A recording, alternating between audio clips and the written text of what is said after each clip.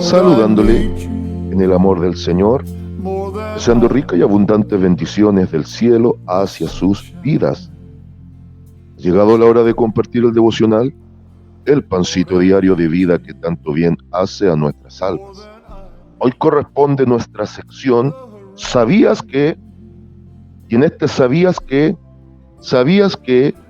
Hubo un hombre antes que Elías que también fue llevado al cielo sin ver muerte. Un hombre de Dios antes que Elías que fue llevado al cielo sin ver muerte. En esto ¿sabías qué? Quiero hablarte de Enoc. Y no quiero entrar a desentrañar misterios que mi mente limitada de humano no me va a alcanzar para discernir. Solo quiero puntualizar algunas cosas importantes respecto de este varón y de esta situación para que pueda fortalecer tu fe, amada iglesia. Si hay algún amigo que no conozca a Cristo, pueda entender que sí hay un cielo real. El cielo no es un estado mental. El Shangri-La de las culturas orientales, ese puede ser un estado mental. La iluminación perfecta que dice el budismo o el hinduismo. No, el cielo que presenta la Biblia es un lugar real de gozo permanente y de residencia eterna en crecimiento continuo delante de Dios. Es un lugar genuino donde van los salvados gracias a la obra del Señor Jesucristo. Por ahí se escucha decir, hay gente que presenta este concepto. Dicen, todo el infierno que pueda vivir, lo estoy viviendo en los sufrimientos y padecimientos de mi vida. Sin embargo, la Biblia nos presenta un pensamiento muy diferente, el cual podemos llegar a esa conclusión en base a lo que la misma revelación escrita presenta. Y lo voy a decir de esta manera. El cielo es un lugar real. El cielo es una morada eterna. Y todo el infierno que pueda vivir a través del sufrimiento de los días de mi carne no es comparable, dijo Pablo, con la gloria futura venidera que ha de manifestarse. Si para ti tu infierno es todo el padecimiento que sufres, para mí el cielo será el gozo eterno en la presencia en un lugar específico que Dios tiene determinado para los suyos. Entonces, ¿cuál es mi pensamiento? Si toca sufrir, si toca padecer, es solamente lo preparativo para el gozo venidero. Veamos el caso de Enoc. Acompáñame a las Sagradas Escrituras, ya teniendo claro, y podríamos largo y detallado ver esto del cielo, pero no es el devocional de hoy. Solamente quería dejarte con ese pensamiento que tiene un fondo bíblico, de que el cielo sí es real, y aquí está la evidencia. Acompáñame a Génesis capítulo 5. Génesis capítulo 5. Y vamos al versículo 21. De ahí en adelante vamos a leer hasta el versículo 24. Entonces, Génesis capítulo 5, versículos 21 al 24. En este ¿sabías qué? La palabra del Señor dice de la siguiente manera: vivió Enoc 65 años y engendró a Matusalén. Y caminó Enoc con Dios después que engendró a Matusalén 300 años y engendró hijos e hijas. Y fueron todos los días de Enoc 365 años. Caminó pues Enoc con Dios y desapareció porque le llevó Dios. Amén. Aquí hay un contraste muy grande. ¿Cuál es el gran contraste? Que aparece dentro del listado de las generaciones de Adán, después que en Génesis 5:5 se nos dice que Adán efectivamente tuvo que morir, literalmente morir carnalmente. Ya había muerto espiritualmente, ahora le toca que se cumpla la palabra de sentencia de juicio que Dios había dado. Ciertamente morirás. Ciertamente murió espiritualmente cuando pecó, ahora ciertamente muere físicamente porque su cuerpo cae a tierra, con 930 años. Pero lo llamativo que tiene un listado muy largo de generaciones, que en suma y resta hasta Noé son aproximadamente 10 generaciones. Y es llamativo que los hombres en aquellos tiempos vivían larguísima cantidad de años, y no son años simbólicos, son años reales, con la única salvedad: estamos en el contexto de la cultura hebrea y aún no venía el cambio de calendario, al menos para Occidente, que vino a través del Papa Gregorio en su momento. Nosotros tenemos un calendario de 365 días y fracción, incluyendo cada tanto un año bisiesto, cada 4 años. Y ese calendario es un calendario solar. En esta cultura tan hermosa está el calendario lunar de 360 días. Entonces, el hebreo tiene 5 días menos que nosotros. Y aún así, si hiciésemos los descuentos correspondientes, igual los hombres vivían sobre 900 años, literales. ¿Qué es lo llamativo y para dónde quiero llegar? ¿Para dónde estoy apuntando? Aquí Enoc es el hombre de esa época que muere, o más bien dicho, no voy a usar la palabra morir, no. Es el hombre que en los días de su carne vive menos tiempo que ninguno. Pero su hijo Matusalén, que leíamos acá, muere con 969 años, siendo, si hubiese que ponerlo en el récord Guinness, los récords sorprendentes, es el hombre que la Biblia especifica y presenta como el ser humano más longevo que ha pasado por la tierra. Hace muchos años y al presente, los rangos máximos de longevidad no llegan a 130 años en individuos excepcionales, pero 130 años frente a 365 años, que fue la etapa de la carne de este hombre acá, porque realmente este hombre no murió, es una cantidad ínfima de años frente a los 365 que alcanzó a vivir en los días de su carne acá Enoc. Pero desde aquí, si vamos al hijo de Enoc, Matusalén, que vivió 969 años, pareciera que raya en la locura. Y aún así, Adán, que fue el padre del género humano, tampoco vivió más que Matusalén, porque muere con 930 años. La Biblia no indica con cuántos años murió Eva, pero debe haber sido algo similar. Ahora, me aboco y me enfoco en esto. Enoc fue un hombre que con 65 años, que es una edad común en el ser humano, engendra este hijo especial que vive casi 1000 años.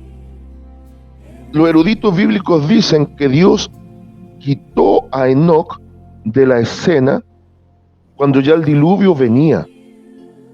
Pero aquí hay algo que no creo que sea tan preciso, porque significaría que la descendencia de Enoc habría fallecido.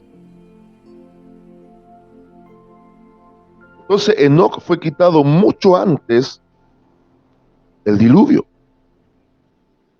quien sí probablemente pudo interactuar incluso con Noé o muy cerca fue Matusalén, por el rango de tiempo y generación.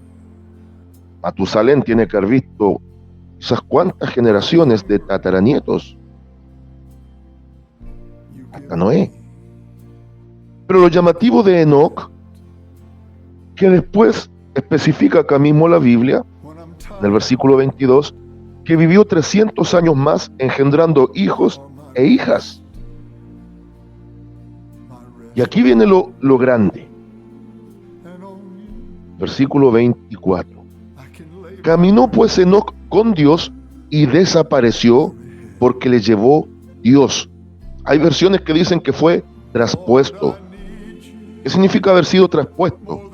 En días de tanto sensacionalismo y en días de tantas cosas que surgen en redes sociales y en los medios informativos, se habla, se dice de abducciones extraterrestres, de seres humanos que están siendo raptados y quitados por seres foráneos a la Tierra, extraterrestres. Y sabemos que en una agenda satánica todo esto es un engaño para cuando venga el tiempo genuino del arrebatamiento de la iglesia. Enoc nos muestra la primera ilustración a mano alzada de lo que será a futuro el arrebatamiento de la iglesia. El otro caso icónico es el de Elías, que fue llevado en un torbellino al cielo, separado de Eliseo a través de carros y caballos con apariencia de fuego. Dos seres humanos que la Biblia indica que no experimentaron la muerte. Hay algunos que dicen que sí, que Dios le quita la vida y se lo lleva, pero yo me baso fundamentalmente en lo que a la letra dice, independientemente de la versión. Podemos ir a las palabras en su origen, en su idioma, y vamos a comprender que el contexto bíblico no confirma ni corrobora que Enoc fallece, sino que se lo lleva vivo nuestro Dios. Pero aquí hay tres claves precisas, ponga muchísima atención. Caminó pues Enoc con Dios y desapareció porque le llevó Dios. Caminó, desapareció, fue llevado. ¿Qué significa caminar con Dios? El profeta Amós, cuando Dios usa su vida para traer una profecía muy temprana de los juicios que vendrían sobre su propio pueblo, contiende con Israel y le dice: caminarán dos juntos sin estar de acuerdo. Entonces, bajo ese principio bíblico, caminar con Dios es estar en acuerdo con Dios, es ser temeroso de Dios, es obedecer a Dios, es vivir una vida recta dentro de nuestra escala humana delante de Dios. Y mucha atención, por favor, porque ya creo que alguien está pensando equivocadamente. No estoy diciendo que la salvación humana depende de las obras que hagamos. Yuhu. No. Estoy presentando el gran fundamento, lo más primitivo, lo más elemental, que va a asegurar que un día nuestro Dios nos lleve a su presencia, que es el temor reverente a Dios. Todo esto indica que este fue un varón temeroso de Dios, no olvidándonos que el capítulo 6 nos muestra la maldad de los hombres de aquellos días, y en 6:5 de Génesis se nos muestra la principal causa del diluvio. Acá se nos está mostrando la principal causa por la cual Dios lleva a Enoc. En contraparte, en Génesis 6:5 se nos muestra la principal causa por la cual vino el diluvio: la depravación humana. Los pensamientos del hombre siempre tienden al mal, y Dios decide exterminar todo tipo de maldad, pero permitiendo también la salvación en Noé y su familia. Y para perfilar todo el plan de salvación, igual tiene que permitir el error muchas veces en el ser humano, porque después del repoblamiento sigue la causa y el error. o el efecto del error. Pero acá Enoc nos dice que caminó con Dios. Hombre temeroso, hombre justo, hombre que se guardaba en medio de la generación perversa en la cual interactuó. Y hay un prototipo de la vida del cristiano. Cuando el cristiano y la iglesia camina con Dios, es porque lleva una vida de santidad activa. La santidad no es meternos dentro de una burbuja y escondernos en lo profundo de una cueva, en un monte lejano, para no contaminarnos con el mundo. La santidad, que es caminar con Dios, es una santidad activa, cumpliendo lo que el Maestro dice de su pueblo, que somos la luz y la sal de la tierra. El otro punto muy llamativo es que obviamente fue con Dios, no fue que caminó con cualquiera, caminó con Dios, estuvo en acuerdo con Dios y desapareció, fue traspuesto, fue llevado desde este plano humano, vivo, esta es la impresión que da, vivo, y fue llevado a la presencia de Dios. Es lo mismo que enseña el apóstol Pablo, y el apóstol Pedro. Ahí hizo una mezcla de dos apóstoles, el apóstol Pablo, el apóstol Pablo y el apóstol Pedro. Ambos enseñan lo mismo. Hoy por hoy el creyente, ese que camina con Dios, al fallecer es llevado a la presencia de Dios en forma inmediata, esperando lo definitivo que se realizará inmediatamente después de lo que es el arrebatamiento de la iglesia. Entiéndase, por favor, ahora ya no existe seno de Abraham. El dormir del alma es una palabrita que hay que estudiar a fondo, porque no es que sea una literalidad, no es que sea algo real, plenamente entendido, el alma duerme, no. Es una expresión que se usa en Biblia principalmente para marcar la diferencia entre el que muere sin Cristo y el que muere con Cristo. El que fallece sin Cristo literalmente está muerto, porque va a estar separado eternamente de Dios. Y el que duerme en Cristo significa que está ligado a Cristo y tiene seguridad de vida eterna.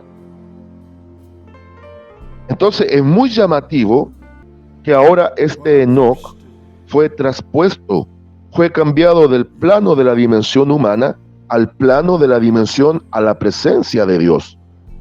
Y lo tercero es que especifica la Biblia que el que le llevó fue Dios. Le llevó Dios. Entonces, ya desde el inicio, desde el primer libro de la Biblia, previo al gran diluvio como juicio terrible, ya hay una evidencia de un ser humano que no experimenta muerte y que es llevado vivo a la presencia de Dios como testigo de que Dios lo que ha prometido lo va a cumplir. Dios ha prometido, y está escrito para nosotros en Hebreos 9:28, Dios va a permitir que su Hijo, el Señor Jesucristo, venga por segunda vez a esta tierra, pero sin relación al pecado, porque Él ya hizo la obra para justificarnos y salvarnos, para asegurar permanencia eterna con Él,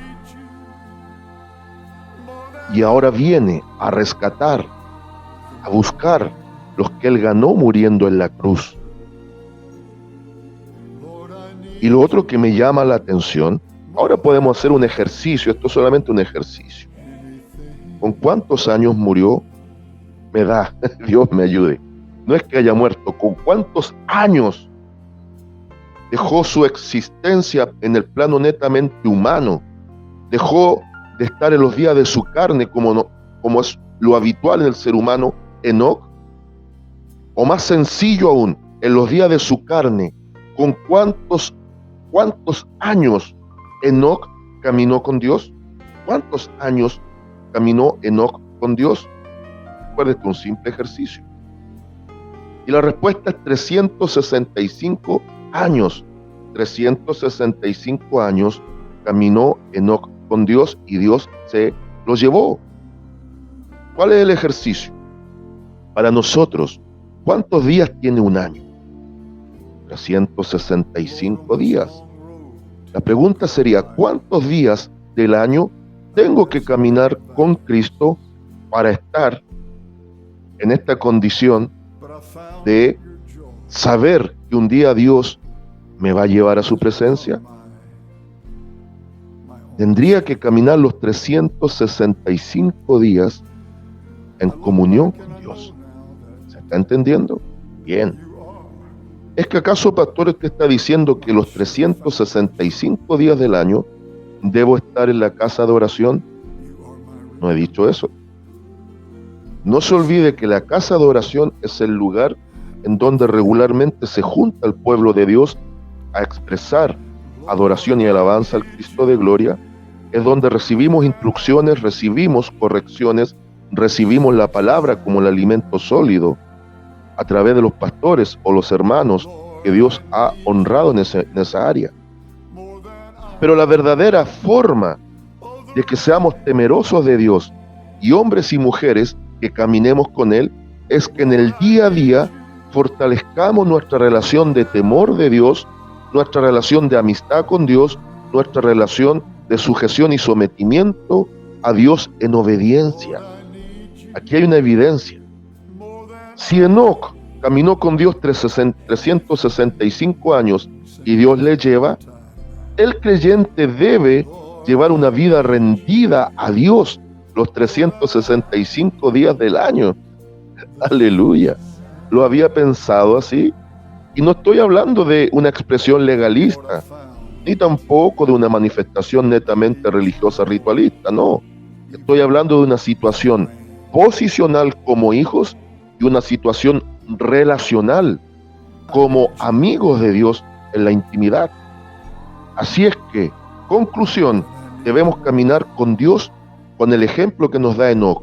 Consejo: fortalezcamos nuestra vida de relación con Cristo. Consigna y lema para el día de hoy: hay evidencia absoluta de que el arrebatamiento será una realidad. Saludos de paz, amor y bendición desde Longaví a cada uno de ustedes.